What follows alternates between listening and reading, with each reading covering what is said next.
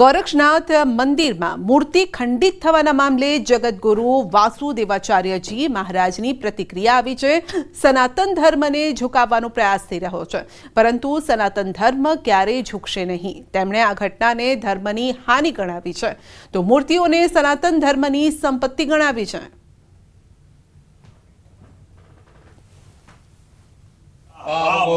ये गुरु गोरखनाथ हुए, मछन नाथ हुए हैं।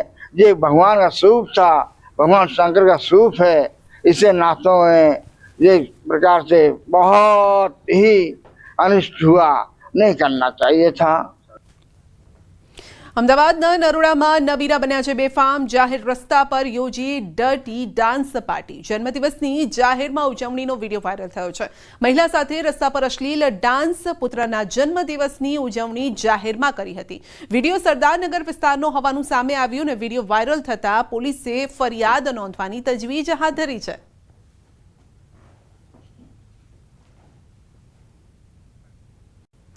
રાજકોટમાં ખેલૈયાઓએ જાહેર માર્ગ પર ગરબા કર્યા હતા। જાહેર રસ્તા પર ગરબા રમતા હોવાનો વિડીયો વાયરલ થયો છે।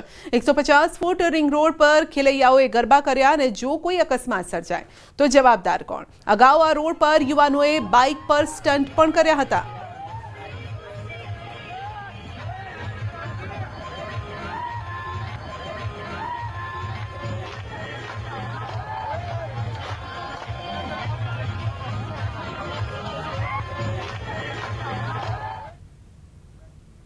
પંચમહાલના ગોધરામાં ગૌ તસ્કરીનો પ્રયાસ થયો છે। સીસીટીવીમાં કેદ। બુકાની પહેરી કારમાં આવ્યા હતા 3 તસ્કરો। રહેણાંક વિસ્તારમાં બેસેલી ગાયની ચોરીનો પ્રયાસ કર્યો હતો। કારમાં બળજબરીપૂર્વક ગાયને બેસાડવાનો પ્રયાસ કર્યો। સોસાયટીના રહીશો જાગી ગયા અને તસ્કરો ભાગી ગયા। ગૌ તસ્કરોને પડકારતા એક શખ્સે પથ્થર માર્યા હતા। ગાયને મૂકીને ત્રણેય તસ્કરો કાર સાથે ફરાર થઈ ગયા। ગોધરાની સરદાર પટેલ સોસાયટીમાં બનાવ બન્યો હતો।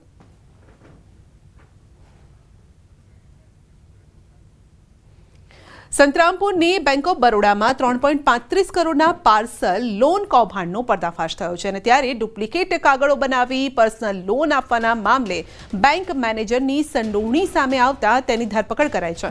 પરંતુ મેનેજરને કૌભાંડ કર્યાનો કોઈ પસ્તાવો ન હોય તેવું આ દ્રશ્યોમાં સ્પષ્ટ જોવા મળી રહ્યું છે।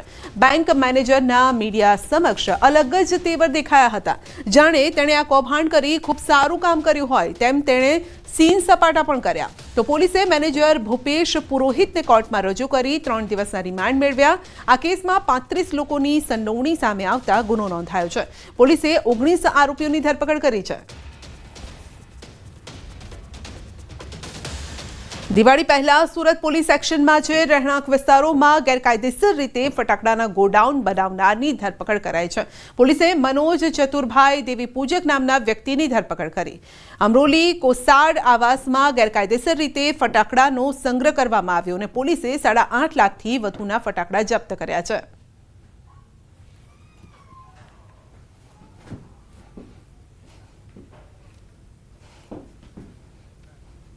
બુલેટિનમાં આગળ વધીશું નાનકડા બ્રેક બાદ।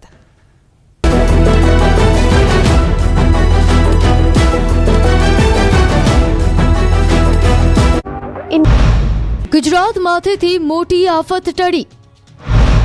વાવાઝોડા અંગે હાલ પૂરતા રાહતના સમાચાર। વાવાઝોડું આવતીકાલે દરિયામાં લેશે યુ-ટર્ન લઈને વાવાઝોડું નબળું પડી જશે।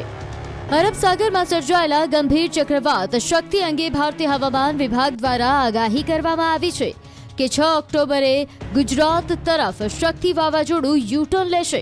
ગુજરાત તરફ ફંટાયા બાદ વાવાઝોડું ધીમું પડી જશે।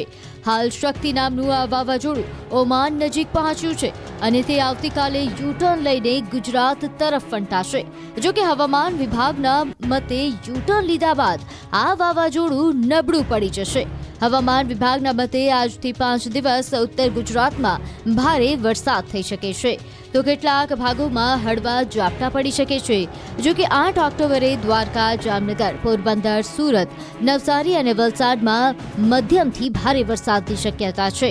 આ ઉપરાંત અમદાવાદમાં છૂટાછવાયા સ્થળે હળવા વરસાદની આગાહી કરવામાં આવી છે। यानी 6 अक्टूबर को मॉर्निंग तक ये सेम डायरेक्शन में, मतलब वेस्ट साउथ वेस्ट वाला डायरेक्शन में ही मूव करेगा। इसके बाद ये फर्दर वीक होके रिकर होके वो ईस्टवर्ड डायरेक्शन में मूव करेगा, फिर उसके बाद ये वीक जाएगा। શક્તિ વાવાઝોડાની ગુજરાત પર નહીવત અસર જોવા મળશે. જો કે માછીમારોને આગામી 5 દિવસ દરિયો ન ખેડવાની સૂચના આપવામાં આવી છે. વાવાઝોડાની અસર ગુજરાત પર નહીવત હશે. તેમ છતાં દરિયાકાંઠે 40 થી 55 કિલોમીટરની ઝડપે પવન ફૂંકાશે. શક્તિ વાવાઝોડાને ધ્યાનમાં રાખીને 3 નંબરનું ચેતવણી સિગ્નલ જારી કરવામાં આવ્યું છે, જે દર્શાવે છે કે બંદર પર હળવું સંકટ અથવા ખરાબ હવામાનની સંભાવના છે. શક્તિ વાવાઝોડાને લઈને વહીવટી તંત્ર સંપૂર્ણપણે એલર્ટ મોડ પર છે અને દરિયાકાંઠાના વિસ્તારોમાં પરિસ્થિતિ પર સતત નજર રાખી રહ્યું છે. લોકોને દરિયા કિનારે ન જવાનું ફરમાન છે. આ તરફ નૈઋત્યના ચોમાસાની વિદાય રેખા વેરાવળ, ભરૂચ, ઉજ્જૈન, ઝાંસી, શાહજહાંપુરમાંથી પસાર થઈ રહી છે. શક્તિ નામનું વાવાઝોડું ભલે ભવિષ્યમાં નબળું પડવાનું હોય, પરંતુ હાલ પૂરતું તો તે શક્તિશાળી જ છે અને તેની અસર ગુજરાતના કાંઠા પર જોવા મળી. ગુજરાતના દરિયાકાંઠા પર ઊંચા મોજા ઉછળ્યા અને દરિયો તોફાની બન્યો. દ્વારકાના અરબી સમુદ્રમાં આજે બીજા દિવસે પણ કરંટ જોવા મળ્યો. દ્વારકાના દરિયા કિનારે ઊંચા મોજા ઉછળ્યા, સાથે જ દરિયામાં ભારે પવન ફૂંકાય તેવી સંભાવનાઓ વચ્ચે જિલ્લાના બંદરો પર 3 નંબરનું સિગ્નલ યથાવત રખાયું. વાવાઝોડાના પગલે માછીમારોને દરિયો ન ખેડવાની તાકીદ કરાઈ હતી. સાથે જ જે બોટો દરિયામાં ગઈ હતી તેમને પરત બોલાવી લેવાઈ હતી, જેના પગલે હાલ જિલ્લાની બોટો બંદરે લંગારી દેવાઈ છે. અરબ સાગરમાં શક્તિ સક્રિય થતા વહીવટી તંત્ર પણ સતર્ક છે. ડિઝાસ્ટર વિભાગની ટીમ મારફતે સતત દેખરેખ રાખવામાં આવી રહી છે. સાથે જ કંટ્રોલ રૂમ પણ કાર્યરત કરાયા છે. રવિવારના દિવસે પણ કર્મચારીઓને હેડક્વાર્ટર ન છોડવા આદેશ કરાયો છે. આ વાવાઝોડાથી સૌરાષ્ટ્રના સમુદ્ર કાંઠા પર અસર થવાની સંભાવના છે. ઉપરાંત 6 અને 7 ઓક્ટોબરે કાંઠાના ભાગોમાં વરસાદની આગાહી છે. તો ગીર સોમનાથના દરિયામાં પણ અસર જોવા મળી. દરિયાકાંઠા પર ઊંચા મોજા ઉછળ્યા અને દરિયામાં કરંટ જોવા મળ્યો. સાથે જ વેરાવળ બંદર પર 3 નંબરનું સિગ્નલ યથાવત રખાયું છે. હાલ વેરાવળની નાની મોટી 5000 બોટો પૈકીની 2000 બોટો સંપર્ક વિહોણી છે અને ઘણા માછીમારો હજુ પણ દરિયા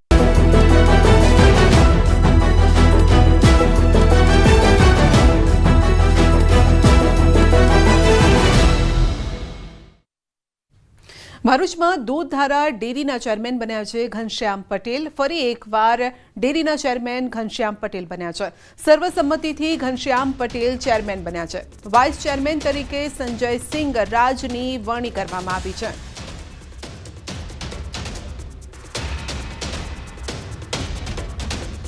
જે ફોર્મ ભરાયું છે એમાં ઘનશ્યામભાઈ જીવાભાઈ પટેલ જે ઉમેદવાર તરીકે હાજર થયા હતા અને એક જ ફોર્મ ભરાયું છે, એટલે આપણે એમને અધ્યક્ષ તરીકે જે દરખાસ્ત આવી છે એ પ્રમાણે અધ્યક્ષ તરીકે એમને રાખીએ છીએ અને ઉપપ્રમુખ માટે સંજય કુમાર રાજ એમનું ફોર્મ ભરાયું હતું ને એમને ઉપપ્રમુખની ચૂંટણી માટે એ હાજર રહ્યા હતા અને એમને આપણે ઉપપ્રમુખ તરીકે ચૂંટીએ છીએ.